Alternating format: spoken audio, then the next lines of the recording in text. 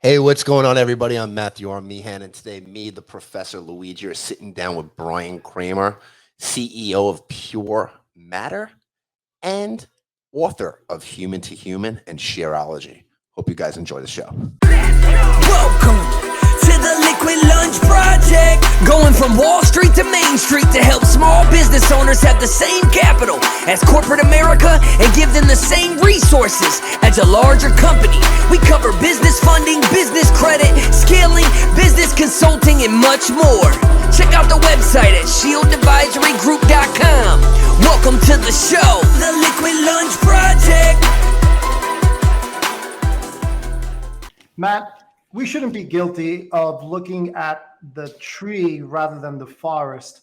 And I've noticed that when we speak to business owners, we're always classifying them as B2B, B2C. And I think our next guest is going to tell us how wrong we are. Bryan Kramer, what was the brainchild of your H to H, your human to human approach to business? Well, first of all, thanks so much for having me. I am very, very endeared towards the H human to human concept and movement. Now, in 2014 is when it first became most popularized, and the reason is because the whole industry shifted. And when I say industry, I mean almost business in general. Everything changed at that time. Now we call it table stakes. But at that time, what happened is the things of the old Mad Men days when we're used to having commercials and radio and TV where companies could talk one way and the customer had no voice, shifted in a massive way, where they could get onto social media, this platform. I don't know if you guys have heard of social media, but you can get onto it and you can actually say whatever you want for the most part, and Twitter won't block you. Again, we can go down a whole different road on that. I don't know if that's true anymore. Yeah, like I said, it's changed. And now all of a sudden companies had to pay attention to what the customer was saying. And that part of what happened made it possible for global fences to be dropped. People had a chance to actually talk to companies, and companies that were talking to the customer.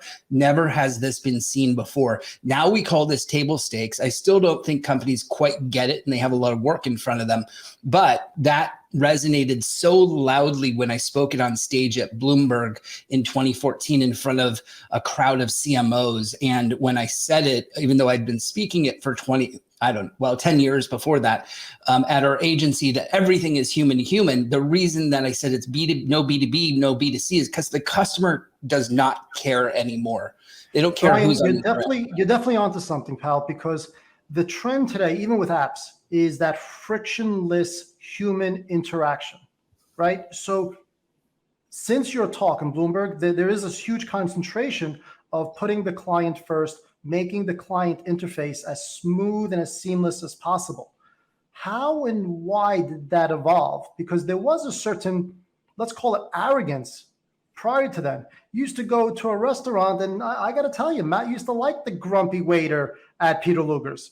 That doesn't exist anymore. Yeah, I think I don't know if you heard, but bell bottoms are back, and everything else is cyclical in life. And what happened in the last 2 years fascinates me.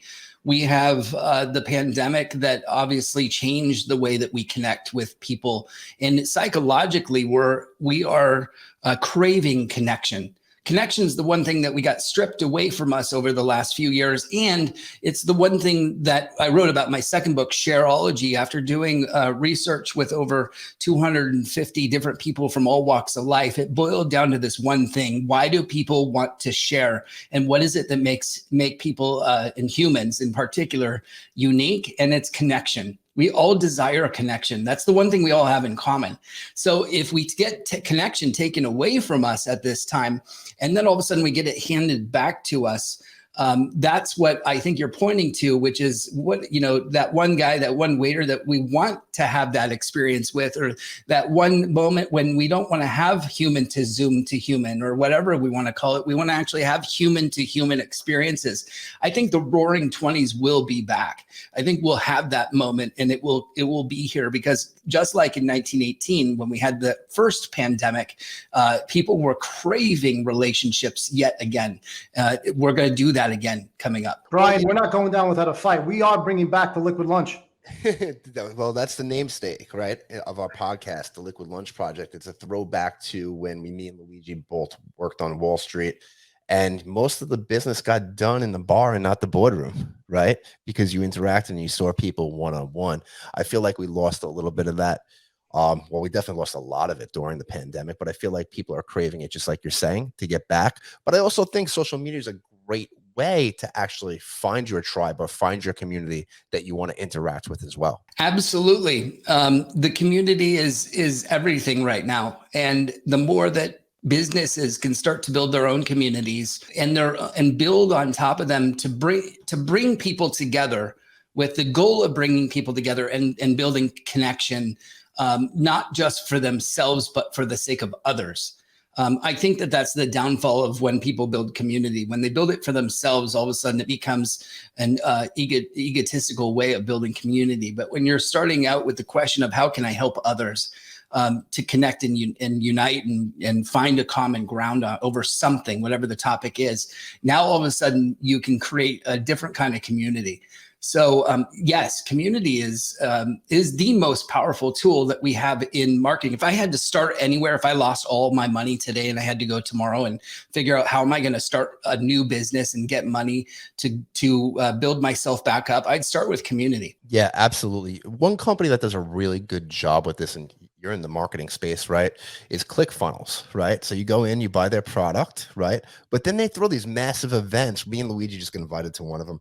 And you walk in, there's a DJ, and people are talking to each other online. They're in their Facebook groups. They never met each other, but they feel like they know each other for years. They're giving them hugs, they're going out and they're finally meeting face to face.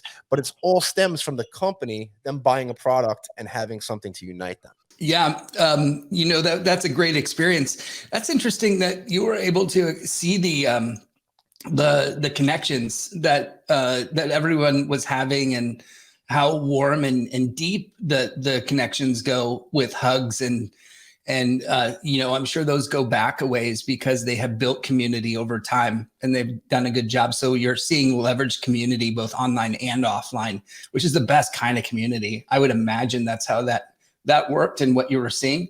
Well, maybe I'm wrong. It's pretty cool because, at the end of the day, people want to do business with people that they feel like they like, know, and trust, right? That cliche, but it's really the truth. And if, for example, Luigi's in New York, I'm in Florida. We can't speak on the phone 24/7 if we don't know each other, but we're in a community, we're in a group, other people are talking, and you develop friendships, right? And people that are all around the same topic, right? And I think that's what's really strong about their community, and they help each other out when they get stuck. So yeah, that is a good community to be a part of. You guys found your people. And that's a tribe that goes beyond community to some level where people are have formed a deeper level of connection, and it's missing in a lot of even just society today or in business, where people aren't willing to have more intimacy. The intimacy piece is what's missing, I think, in most cases when you're building, whether it's community or relationships in general. Intimacy is into me, you see, where you can have those conversations that are a little bit deeper than how are you, what's going on, how's your day. Those are like questions that yeah, come on, you got better questions than that. I want to hear like some good stuff that's really going to get you and I to peel the onion, as they say, and then that way we're going to have some real hugs. That's where community is born. I think social media allowed people, and I know it did. It allowed people to actually seek and find other people that would fit in their community, right? We had the CEO of meetup.com on our podcast not too long ago, and they've done some amazing things for in-person events to find people in your community as well. And they're still doing some spectacular stuff over there though. One thing, so it's one thing for a company to build a community like that, but one thing that I do think is missing is customer service in some of these larger businesses too. They're not doing the H to H thing anymore because you're either chatting with a bot half the time or, you're calling and you're on hold. So how do we fix that? Bring back the thank you card. Yes, absolutely. I mean, when was the last time we all got something written in our mailbox that was to us and it wasn't written by a ink pen that was automated 1,000 times? So yeah, I do think that there are human touch points that are now going missing from everything that we're doing because it's so much easier to automate. That word automate is now almost used so consistently in every conversation at every company. Like, can we put an automation in for that? Can we build a sequence for that? Can we build a bot to handle that? Can we build a sequence to a bot to an automation to a and then it's like, okay, where's the human touch point in all of that? Most of the time, you can walk over to a whiteboard and map out your whole customer journey and just throw it up onto a whiteboard and go, these are all of the things that we're doing right now. Everything that we do is here. And then look at the board, just take a quick step back and go, where are the human touch points that actually make the difference to the customer? They're probably not there or not there as much as they should be. Where's the delightful surprises that you can interject that would make them feel like seen the most? Because that's what they're looking for. They want to be seen and they want to be heard. Bryan, there's a wonderful case study, and Matt and I love case studies because the way you predict the future is by looking at the past. Casper mattress, when they first started, in every mattress package, they would put in a little gift, like a night side read before you go to bed, a little candle, a thank you card. Now, granted, they entered a industry with a very low barrier to entry and as soon became inundated. But I don't think it's a coincidence that their sales and market share decreased when they stopped doing that. Those were the sort of things that created community. Oh, that's fascinating. I didn't know about that. So those little touch points that made the difference in Casper were the kinds of things that we're talking about here, where you take time to care. It's not just about getting them the product, but there's something over and above. I don't share this too much, but back in college, I'm sure we all had college jobs. I had many because I couldn't seem to keep my college jobs because I always saw something wrong with the job that I had, that they weren't efficient enough or they weren't doing something right. And I mean, here I am now an entrepreneur. So now I get why I was finding something wrong with it all. But I finally was a pizza delivery driver at Domino's, and I couldn't get tips because it turns out that college students don't have money. I was in a college town up in Flagstaff, Arizona. And I was like, this has got to change. I need tips. And then I started thinking, wait a second. This is okay, I know what to do. I went to the store, and granted, I won't give away how long ago, but this is a long time ago. So I bought a whole pallet of 2 liters of Diet Coke and Coke for 50 cents for 2. So it was a quarter a piece, not a lot of money. Put it in the back of my bottles back then still had the spray on top, right? Spray of Diet Coke. That's all we needed. Right. And so I put it into the back of my Blazer, and I, with a medium or larger, I delivered the Pepsi or the Diet Coke or Coke. But without fail, the person would say, wait a second, I didn't order this. And I knew that this was the thing that they never order. They never order the soda to go with their pizza. But what they needed the most was the Diet Coke, because they had cotton mouth. Because everyone in college, at least not everyone, but most people have cotton mouth. So what do you need when you have cotton mouth? Soda, some liquid, something. So I'm here doing this, and every time I do it, the guy goes, "No way, man. That's exactly what I needed. I'd get $10 and $20." And one guy handed me like a $50. And I'm like, this is insane. I'm delivering exactly what they need. And I'd say it's for free. It's on me. So the free part of this thing was, oh, now I have money to give you. And I'm like, where's this money coming from that you didn't have for me before? Well, it came from the delightful surprise of me finding the thing they actually needed and delivering it to them at the right time in the right moment.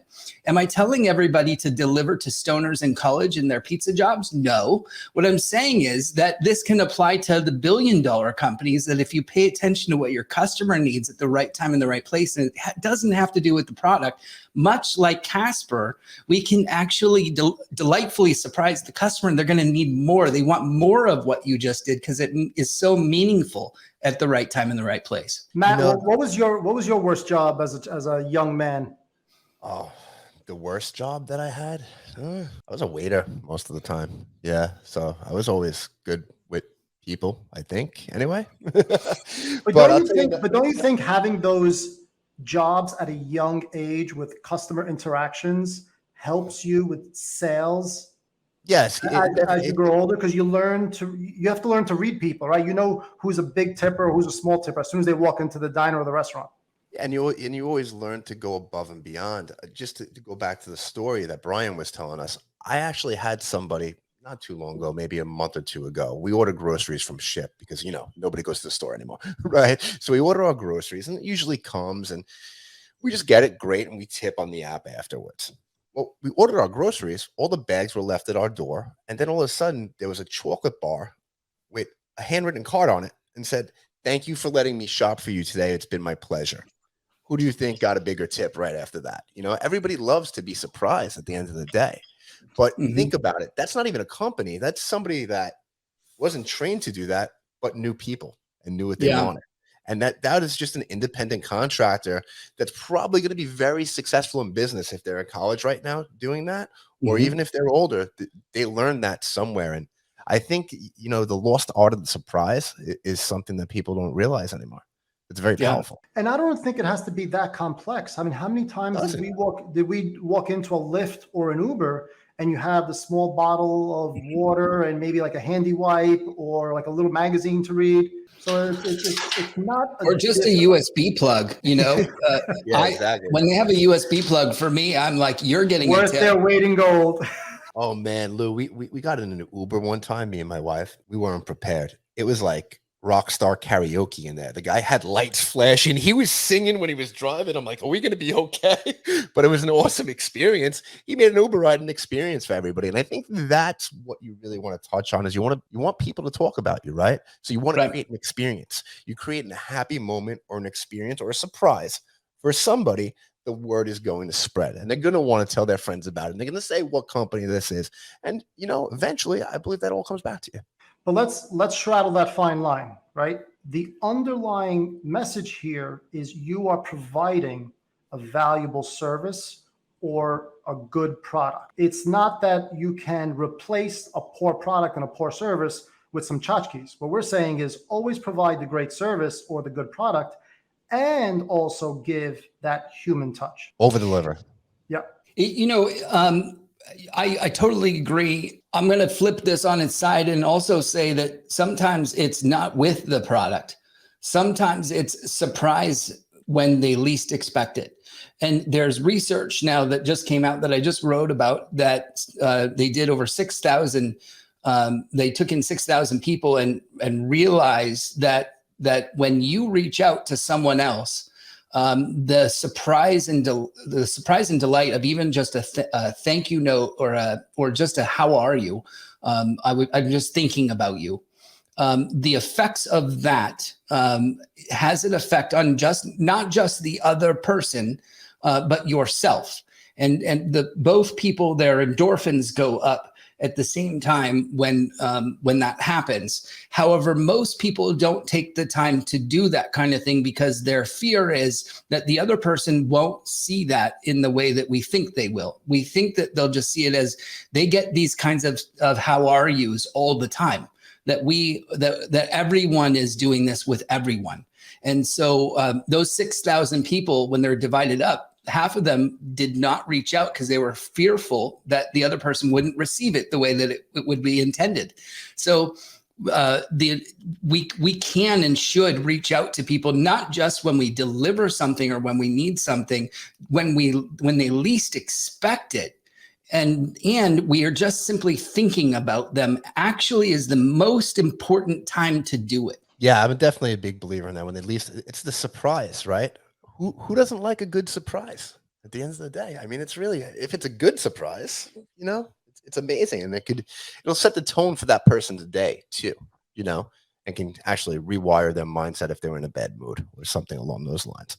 So talk to us. So you were delivering pizzas, right? How did you get into the marketing space? It was my degree, believe it or not. I have a communications degree. So I'm actually doing a little bit of what I studied.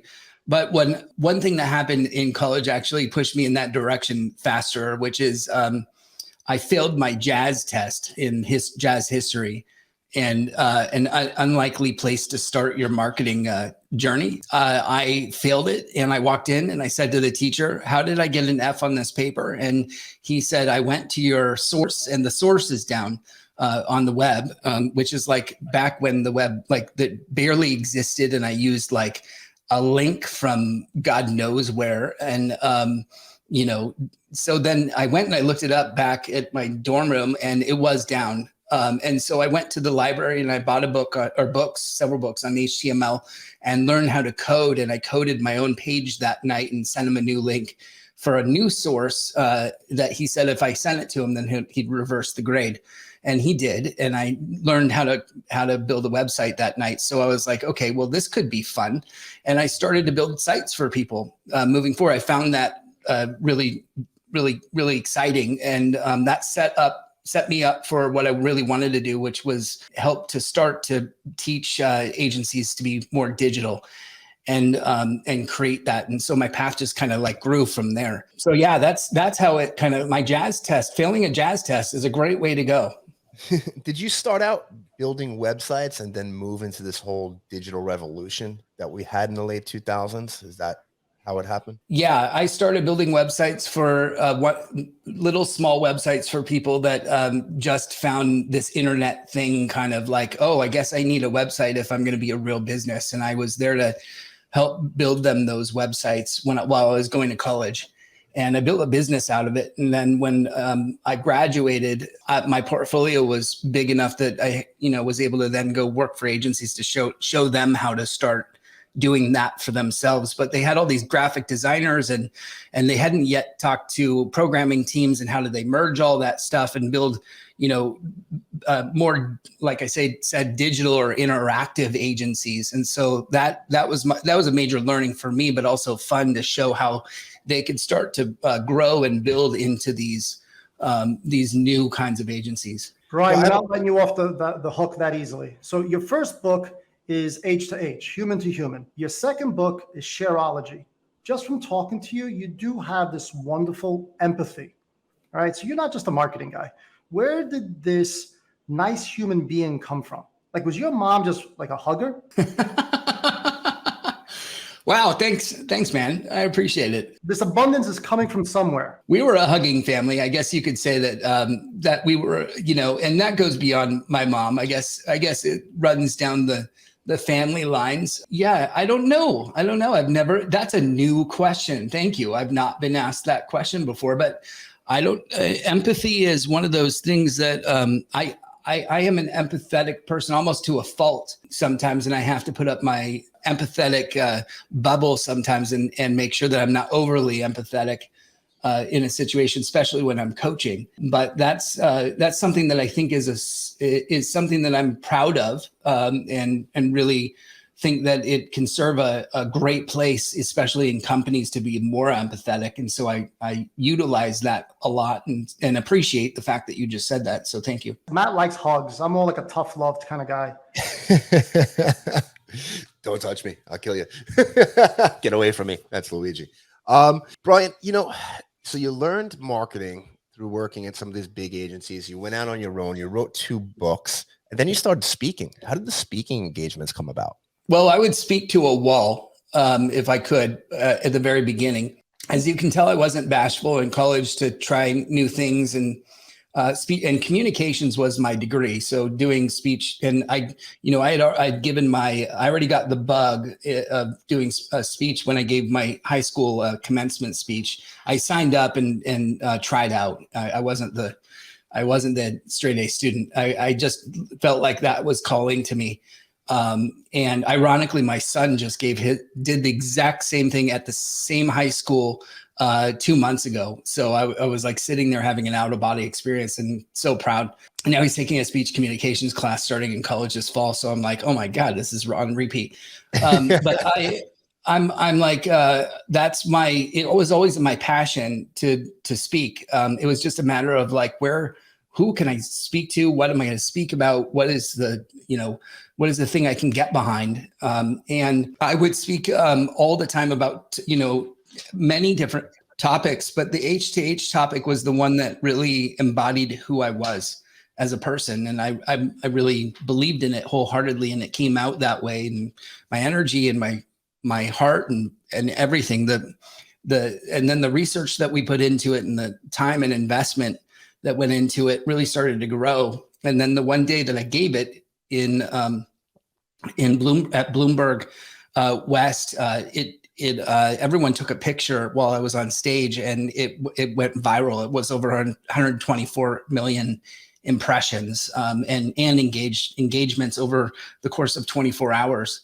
And so that set off even more speaking to the point where I was on the road to 200 days a year for like 3 or 4 years. Wow, that's a lot.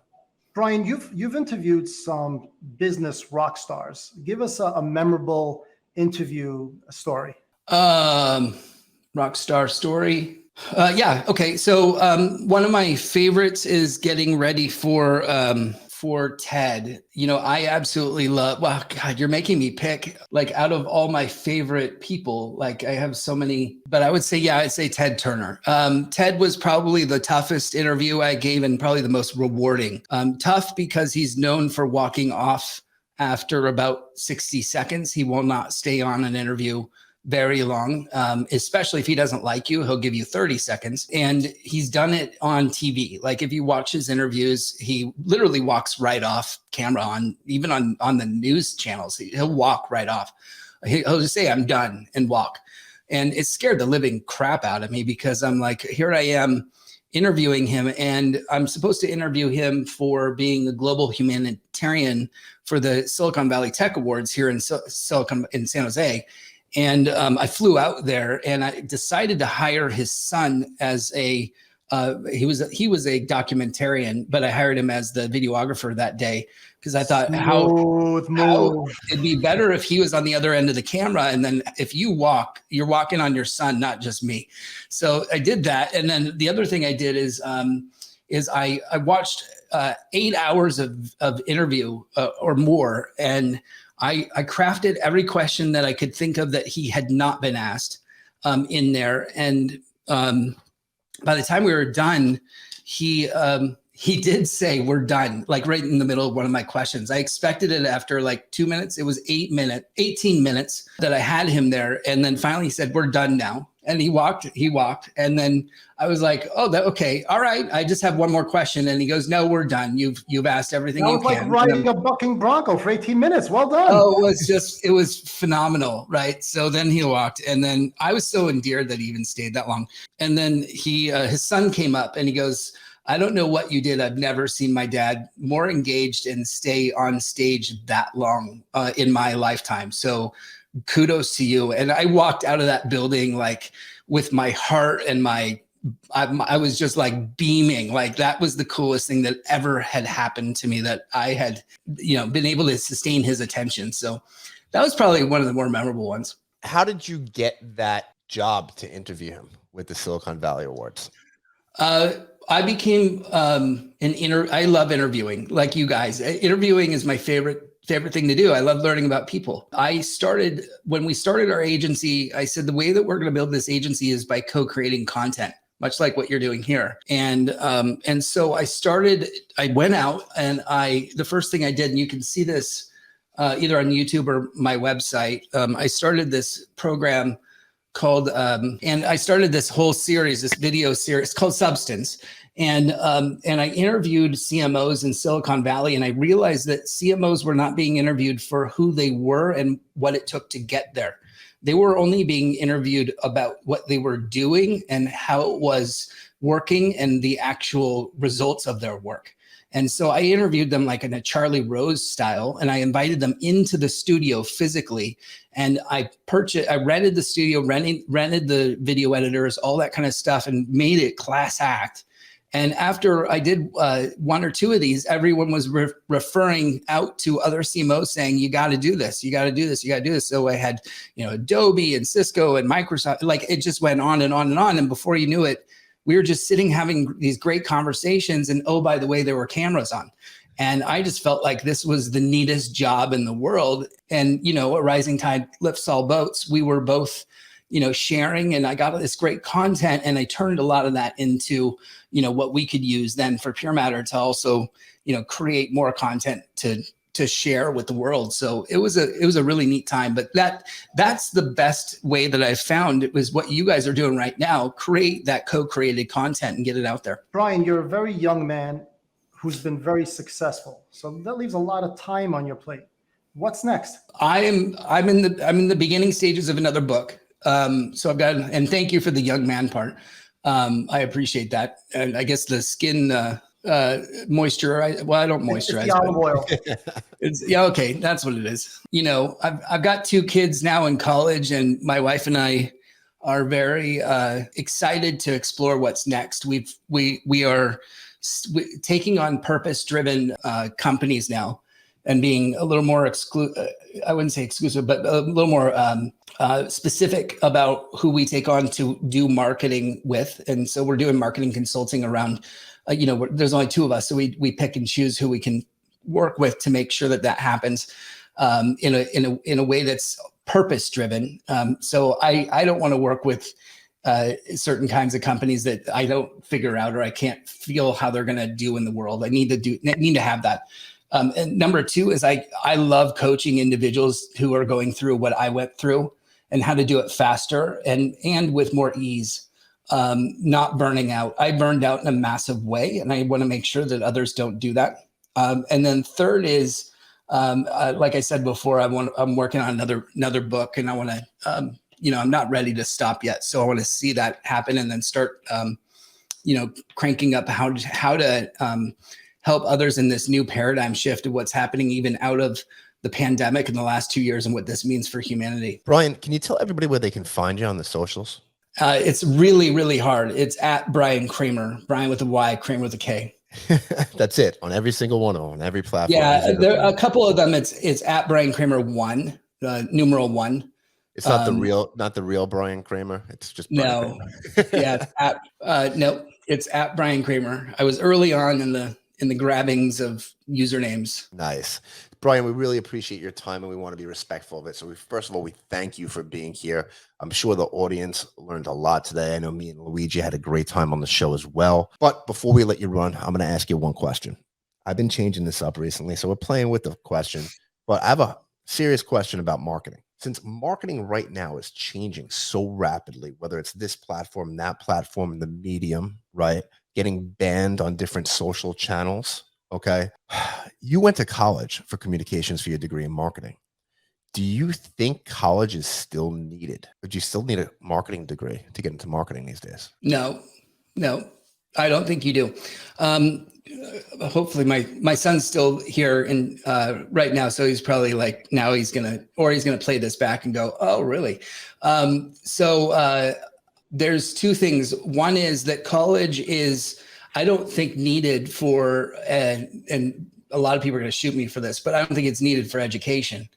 I think it's needed in a certain respect for some people that want to have a place for space and to play. It allows you to meet others and network, and then also have a time of your life where you you can explore certain things and dabble in others and fail without any problem. Not that you can't fail in life, but I do think it provides a bigger space for that. So those are the reasons that I would go. The reasons that I wouldn't go is if you're going to be in massive debt afterwards and you're going to have to carry that forward. It's not worth it. It's not worth it. We can hear the ivy wilting. The Ivy Leagues are over, thanks to Bryan Kramer. It really, if you're going to walk out with a Harvard degree just because you want to say you went to Harvard, good for you. But it really, at that point, a lot of those people do need to go because there's a lot of rich information and great stuff. But if you're doing it for the because you think it's going to make you successful, that time's gone. Yeah, totally agree. Bryan, thank you so much for being here. We really enjoyed it. Guys, that's a wrap. The Liquid Lunch Project. We'll see you on the next episode. Thank you for listening to the show. And make sure you subscribe, leave a review, and share it with a friend. We'll see you on the next episode of The Liquid Lunch Project.